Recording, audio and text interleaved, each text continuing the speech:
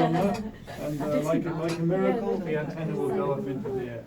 Because the pressure wave goes around this black pipe to the antenna outside. It's not actually connected at the moment because we pump it up from outside.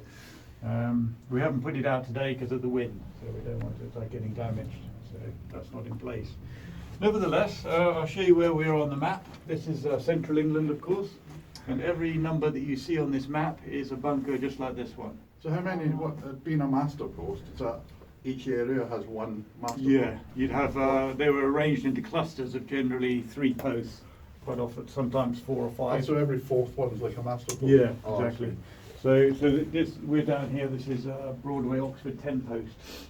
And we are part of a cluster of 3 with Inkbarrow at 11 and Bidford on Avon at 12. And those are across the valley. They're trying to restore Inkbarrow to a similar standard to this. All right. I'm not sure how they're getting on at the moment, but they can't get the equipment. That's the problem. All of the bunkers were arranged into these little clusters, so that one post in each cluster was a master post. Okay, so the master post had the radio, and the other post in each cluster would have to communicate with the master post with what they call a teletalk, which is this blue and yellow box here.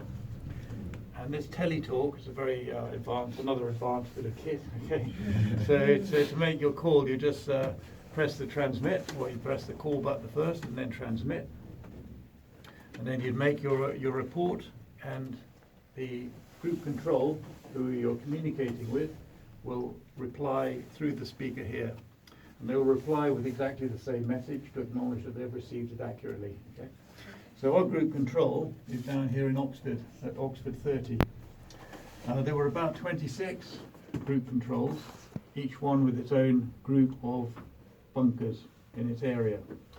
And each group control would be a semi-sunk reinforced concrete building housing about 40 or 50 scientists, civil servants and members of the Royal Observer Corps.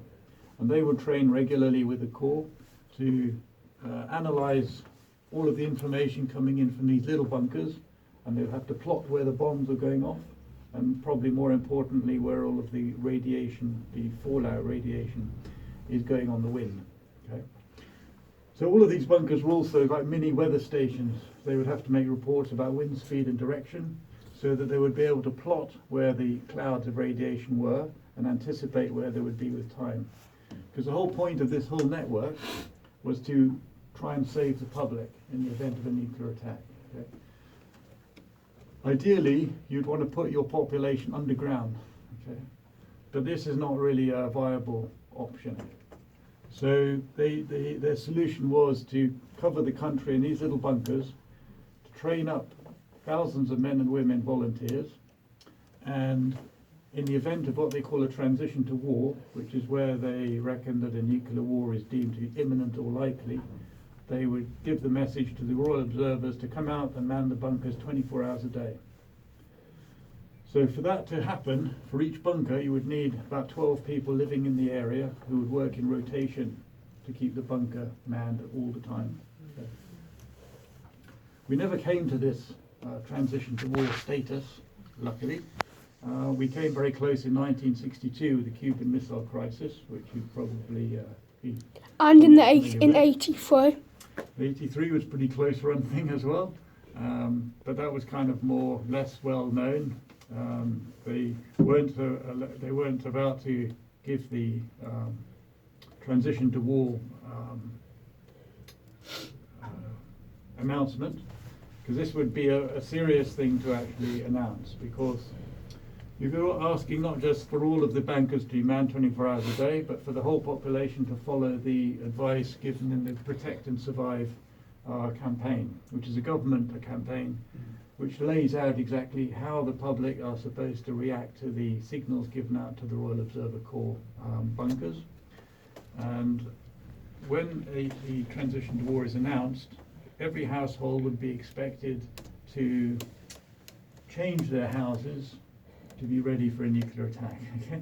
And this is they're requiring some fairly serious changes to your house. For example, they would expect you to take the internal doors off their hinges, prop them at 45 degrees to a wall, and pile as much material on top of the door as possible, like books or any dense material that you can find. Then you put your family under the door, okay, for the duration of the emergency. There were other things like you would have to make sure that you had plenty of food, for example, tinned food and dried food, plenty of fresh water in canisters, essentially to try and make your house as close as possible to a bunker as this, albeit on the surface. So that was a big decision for somebody to have to take. But as I said, we never actually came to that. During this time of a 30-year period, really, when all of these bunkers were in place, there was what they call a confidence tick that went across the whole network, which sounded like this. No, it didn't. It sounded like this. Okay. So this went right across the network for 30 years, and needless to say, you didn't have to listen to this all the time, okay, because it would drive you completely insane. So what you had was on the speaker here, you had a test button. You press the button and you'd be able to hear this tick.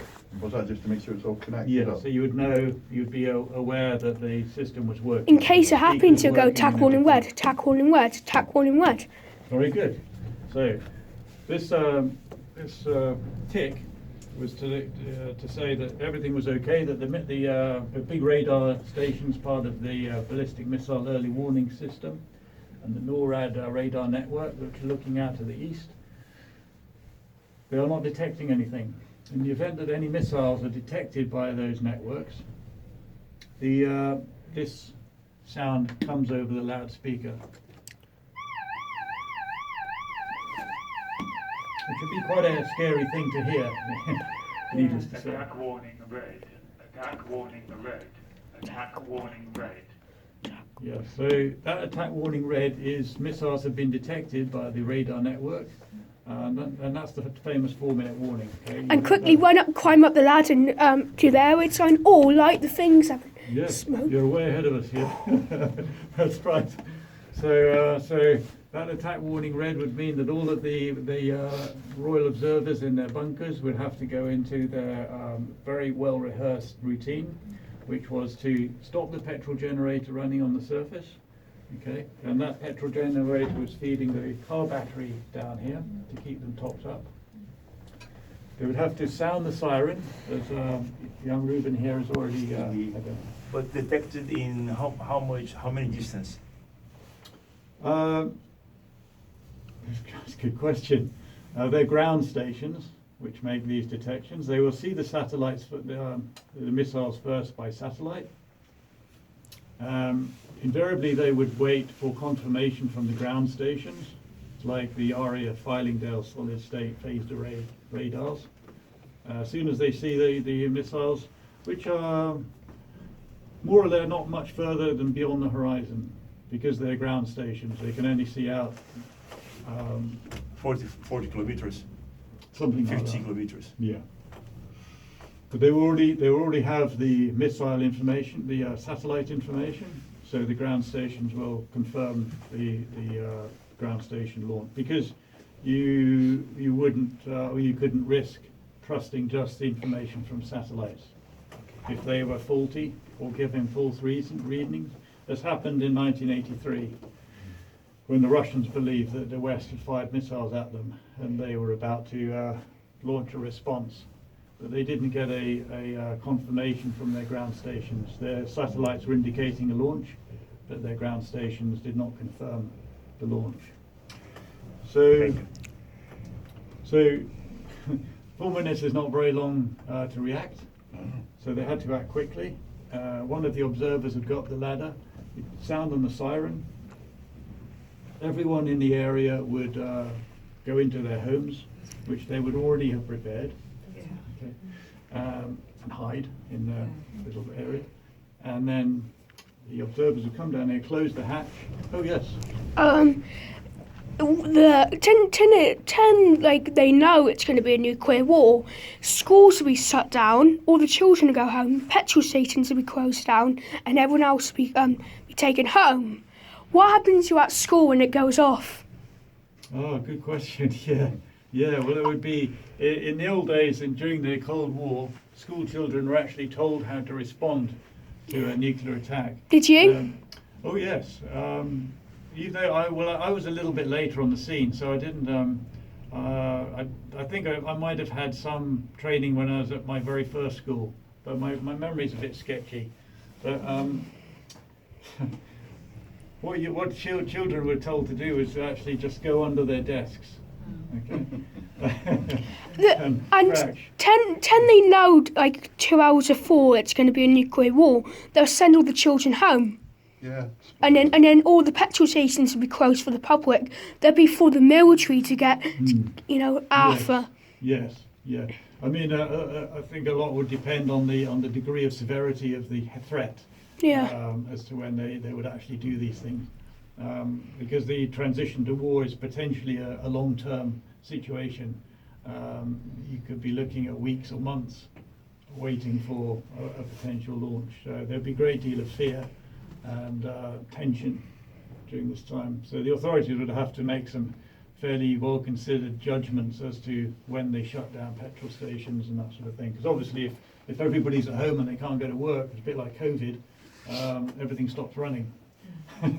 So you wouldn't want your country to be in that situation, otherwise the enemy wouldn't even have to attack you. So you would just gradually get poorer. What do you think about Switzerland's idea in the 80s and Norway? They built nuclear bunkers in every building. Like a swimming pool has a nuclear bunker in Switzerland. What do you think about what Switzerland done? Well, yes. I mean, they were probably some of the best prepared countries, but they're lucky because they have mountains, which are quite easy to build bunkers into. Yes. In Britain, it's probably less well, geographically accommodated for bunkers, but also we have a much bigger, denser population, which makes things a bit more complicated. So, but yeah, and I believe even today, houses and things in places like Switzerland have to have a nuclear bunker installed. But I mean, if you're relying on a nuclear bunker to survive a nuclear attack, I'm not sure that really makes much sense either. Okay, 10 a nuclear bomb goes off in Birmingham in the middle of the centre. How far would be the blast radius? Would it hit Hereford? Or Herefordshire? Would it hit like the east coast of Wales or something? Well, a lot depends on the size of the weapon, because they vary a great deal in What was the power. what was the typical one in the 80s? Well, 1 megaton was Hiroshima and Nagasaki. Hiroshima was about 15 megatons. Nagasaki was I think 12. Kilotons. But those were atomic weapons. They were not hydrogen weapons. Yeah, which one would you be used in the 80s? It wouldn't reach here. It's only be about 5 or 6 miles. Like, would the hit wave destroy houses like in Herefordshire? I don't think you'd be hit in No. Herefordshire. No. In Hereford, you'd be quite safe, I think. Yeah. So I wouldn't worry about it. What about Bristol and Cardiff? That's close. Yeah, but it's still miles away. Yeah, it's still a long way away. You'd still be quite a long way away. Yeah, so there's nothing to worry about. I know, I'm not worried. I was just asking. All right, Yeah. let them get on with these jobs. Okay. Yeah, plenty of time for questions at the end. Sorry. Or wherever we go. No problem. I appreciate your enthusiasm and interest. Brilliant. I lost my train of thought now. So they had to go up and set the alarm, the that's right. siren off. Yeah, they did the siren. They came down here. And they would have sat down here and they would have been expecting a bomb to go off in the vicinity. Okay, so the bomb might have sounded something like this. Okay, which would have been pretty scary in itself, because you wouldn't have any idea of where it had gone off. You'd have to wait for about a minute for the after effects of the shockwave to pass over. And then one of the observers, normally observer number 3, poor chap, gets all the good jobs. goes up the ladder. Oh, he has to go opens the out? hatch, Opens the yeah. biscuit. Goes out, opens the hatch. Go up and have a look. Doesn't look around, well, he would see a mushroom cloud. But he would have to work quite quickly, because it's his job to actually bring the papers out of that instrument, the biscuit tin, bring them down here and give them to Clive here. Would that not be wiped out in the blast? No. Okay. Well, it would depend on the location of the blast. That's partly why they had so many of these Right, around the right. country. So some sort So of- all Is this all- depth enough for any intensity? Yeah, it'd be very effective. Everything apart from a direct hit, really. Okay. Being underground is very effective because they don't tend to make a big crater. These weapons. I mean, a ground burst would probably make a crater, but for everything but a direct hit. Initially, of course, if you're a bit further away from the actual impact, you'd lose your surface equipment and stuff, and and the blast wave would come through your ventilation system there. So they set them If off you- in if the you're air, not don't close. they? Like a mile above the Yeah, I mean, ground. we have an air burst and a ground burst. So the air burst is, well, they would use those to optimize the electromagnetic effects on communication networks and electronics. So the ground burst ones, where the fireball actually contacts the Earth's surface, they're more optimized for the fallout, which will pulverize more material at the Earth's surface and throw it up in the mushroom cloud. And it's that which the Royal Observers felt that they had a better chance of protecting the public from, because that can drift on the wind for hundreds of miles and affect many people downwind. So that's again why they had so many of these bunkers, so that they could plot and monitor exactly where these radiation clouds were going. Okay. But once the sheets from the biscuit tin had been given to Clive, he would use his teletalk to report on the size of the weapon, size of the spot that had been recorded on the paper, the bearing and the elevation of the blast. Okay. And then the men and women of the control center, they would quickly triangulate on the position of the blast. Okay. And they would do that for all of the bombs in their area. And their next job, of course, was then to start monitoring the radiation fallout, which is this little sensor here. Okay, so this is the ionization tube, and this will pick up beta particles and gamma rays from any fallout outside. And that reads down this cable to a survey meter here. Oh, actually, number's gone up quite a lot today. Oh. This is reading the radiation outside. What is the radiation levels, can I show? 143. Quite high. Maybe you guys are in the right place at the right time. No, I'm just kidding, don't worry. Maybe It's it's not, not storm, it's like it's not 143, I'll just put it in there. I don't want to say that. Don't worry. Was that I don't want to lose sleep running around. was that a joke, or did you set it That was as? like a joke. Did you set it up as that? I thought that was a joke. Okay. Wait, no. Yeah, what- So it's a joke. So, no. Did you make it like that? She started texting her parents. I don't want you guys to be worried. No, there's no radiation outside, okay? Again, Clive here, his job was to notify Oxford of the. You're still looking a little nervous. No, I'm okay. Radiation through the teletalk, okay? And all of the bunkers in the area will be making the reports, so they'll be tracking these clouds. So that's pretty much their job done, really. Okay. I just forgot to mention, the other thing they would have to do would be to warn all the people locally of the arrival of the fallout itself, okay, of the radiation. And the way they would do that was with maroons, which were a little bundle of 3 rockets, which would be sitting on the grass outside, and there would be a cable leading down into this bunker with a blast box attached to the end. So they would press the button on the blast box. These little rockets would fire up about several hundred feet. They would make 3 very loud bangs, and this would alert everybody to the arrival of the fallout. and everyone would have to follow the procedures in the Protect and Survive booklet to keep themselves safe. Okay? Essentially, to stay in your bunker, in your house, in your little area. So that's how they would protect everybody. No pressure. No pressure. No. So what's the purpose of finding the direction if you can't do anything about it?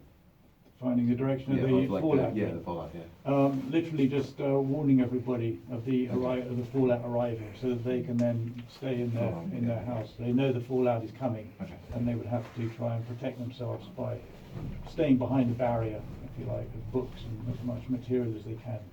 Really, the denser the material, the better protected you are. Any public bunkers built for the public? No, not that I'm aware of. No, they would probably have in reality they would probably make use of the underground system in London, as they did in the Second World War, and any other underground facilities. But for most people, it was generally their house that they would be required to change.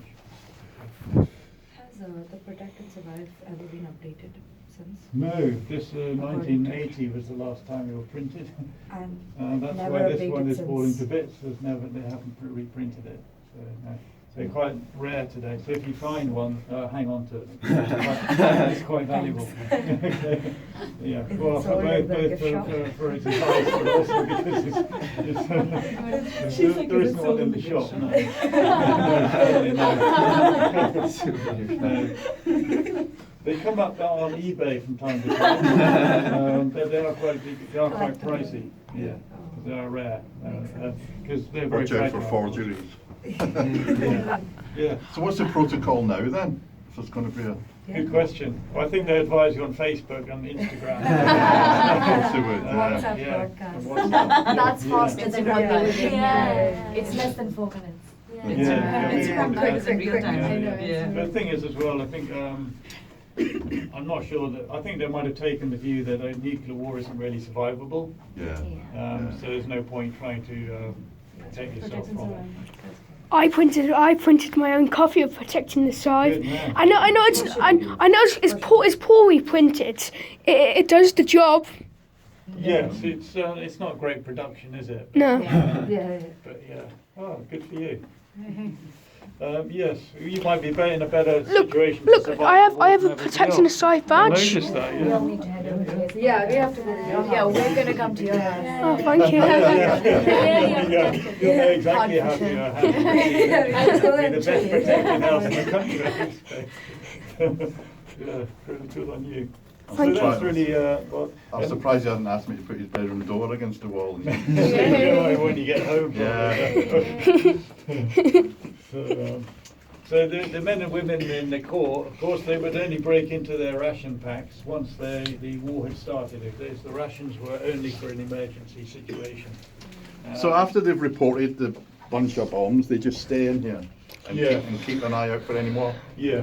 for More bombs. unlimited time. Yeah. Well, what limits their time is the water and Right. the rations. Right. So as soon as that runs out, pretty much once the water runs out, you're not going to survive much longer. Right. That was the idea. And if it was a war, the guy would have to keep going out, driving the papers. Every time there was a bomb blast, you would have to go out. The same guy. Job number 3, yeah. And then, oh yeah, I was gonna say that. I was gonna mention about Remember that. what that's called? Oh, I don't know what it's called. I know you put it in that to check how much radiation you have. Yes, we actually check it by looking through the end bit. Yes. It's the eyepiece. You point it at the light bulb, and you be able to see the reading inside. Cool. What, of the radiation in The here? radiation, well, it's cumulative. So what they would do, it's called the dosimeter or dosimeter, Yeah. and you put it into a shirt pocket and carry it around with you all the time, and it will gradually increase the reading with the amount of radiation that your body has. CJ, why do you not put one on him? Yeah, he should have one really. I think one of these is his, but I'm not sure which one. So So is this all before they had them Geiger counter things? They didn't well, have- essentially it is a Geiger counter, but it's cumulative. Right. So they would set it to 0 in this zeroing box in the morning. Oh yeah. Okay. That sets All it right. to 0, Ah. and then through the day it will gradually increase. Then you know how much especially you've been if you're exposed outside. to. Exactly. in the same time every day in the evening. You take the reading on here just by looking it through the bulb. Go, Ruben. Well, so it comes up a reading in what? Digital? So, No, it's analog. Like It's got a little Dial. line in it a line? Oh, I see. on the scale. Let's have a go, Ruben. what? Can you hold my phone? It's calibrated in rads, radiation absorptive doses. Do you see a scale on there, Ruben? Yeah. Okay, what does it go from to? Can't you see it? Okay, Bring it over here. just maybe your dad can have a look. We don't have much longer. Oh, I see. Oh, yeah. Yeah, There's like a little graduated scale. from 0 I might to be able to put it on the 150. camera lens. 150, yeah. Might be able to put it on the camera lens. Difficult to see. Like that? 150 like that? That number right there? No. Okay. No. Difficult to see, but you can see it? Oh, okay, That's the okay, maximum, okay. yeah. 0 to 150. Yeah, that's it. But I might be able to put it on the camera lens. No, it's real difficult to see. That was us. You Oh, were that's good. very convincing. Oh, yeah, I can see. So, yeah, because normally it would actually have an indicator line going through the scale Yeah. to show you how much it is. But one night it just disappeared, that indicator line. It just vanished. But you have it on a scale of from 0 to 150. Yeah. But what the limit to? There's a limit. After 150, you're dead, are you?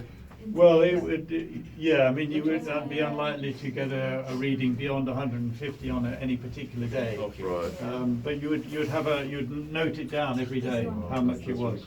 So you'd have a cumulative total. So once you reach a And certain you threshold, zero it at the end of each day. Yeah. Right. So every day your level is increasing, and then once you reach a certain threshold of a certain number, centigrades was the And Or rads. it's given to every citizen. everybody who's in the observer corps. Just here. Yeah. Okay. Yeah. So that they can know who is safe to go outside and Ah, the the one papers, with the least Yeah, score exactly. goes out to get the paper. yeah. Right. Generally, well, you would keep doing it until you reached a certain threshold, at which point you'd be deemed to be dangerous. Yeah. You know, your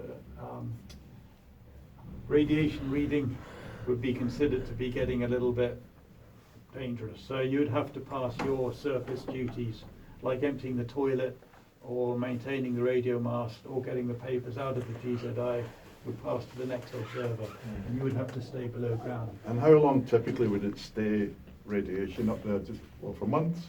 Well, it would be very much dependent on On wind and all that. so many factors. Yeah, many factors. The wind, especially the weather, Yeah. the amount of whether it was a ground burst, whether how much radiation was put up into the atmosphere to begin with. So many things. It's hard to say. Right. Because These guys were all volunteers. Yeah, everybody was a volunteer, and they trained. On this post, they came on Wednesday evenings to go through the training and stuff. And it wasn't just about the instruments. They had quite a lot to know about the effects of radiation on the body. They had to go through first aid training. The manual was quite thick, and they had quite a lot to do. So Do we have the manual? in 1991, there is one in the museum, Cool. but I don't think you can actually look through it. It's in a cabinet now. But in September 1991, a letter was sent to every member of the Royal Observer Corps to say many thanks for your work, because they sacrificed their free time to do this. But they said you no longer have to go out to the bunker anymore to train, because the Cold War had come to an end, and the Berlin Wall had come down. So they deemed that it was unlikely that the war was likely to start. In the 60s, a lot of them closed for they didn't have a lot of funding. Yeah, you're right. 1968, they closed. Yeah, and sometimes in the 70s too. Yeah, yeah. Well, that's right. I mean, a lot of it is cost Yeah. related. So they did what they could with their resources. Our government was not really. I find like I thought what Switzerland done. Like our government didn't really care about the population. They just thought, oh, we just do put our REC process out. Well, they did care very deeply. It's just that they didn't want to pay too much. Yeah, yeah. They care up to a point until it starts getting expensive. So those observers who were able to keep training and etc., they were awarded, if they'd done 12 years in the Corps, they were awarded the ROC medal. Oh, yeah. Have you seen one of those, Ruben? Oh, Ruben would love that. That's the Cool. ROC medal. How much do they cost, Bonnie? Oh, You've got to do 12 years Right, time that's to get 20 that. years. Yeah. Cool. Yeah. So it's quite a long time to be training and everything to acquire the medal. Yeah. And it's quite an interesting medal as well because on the reverse from the Queen's head, you had, it's hard to see on the coin itself, I can pass it around anyway, just so you have a look at it. On the card you can see this chap is wearing Elizabethan clothing. All right. Can anyone guess why this chap might be in Elizabethan? Oh, it's a beacon thing down the road, and early warning signs have put that on there. Yes, Beacon. Yeah. You're on the right track. I've got no This is idea. Beacon Hill actually here, because in the 16th century we had a big European enemy, not the French for a change. It was the Spanish. Philip II of Spain, the King of Spain, was wanting to invade England Yeah. with his armada. Oh, yeah. And the people lit bonfires all around the country to alert everybody to the incoming Spanish invasion. Okay. So they, Ah, so in it's a a way, bit were like what the they do here, yeah. observers, exactly, yeah. Ah, So they're Cool, the yeah. same sort of thing, yeah. In the Second World War, they provided a very important information to the RAF as well. You know the watchtower thing you have there.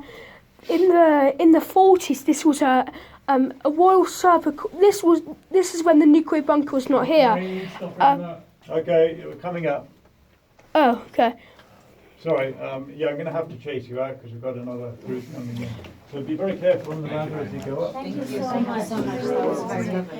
Can we buy things Thank you here? very much. In the shop, you can have Cool. a few things. you can- That was an aircraft post, and before the nuclear bunker was here,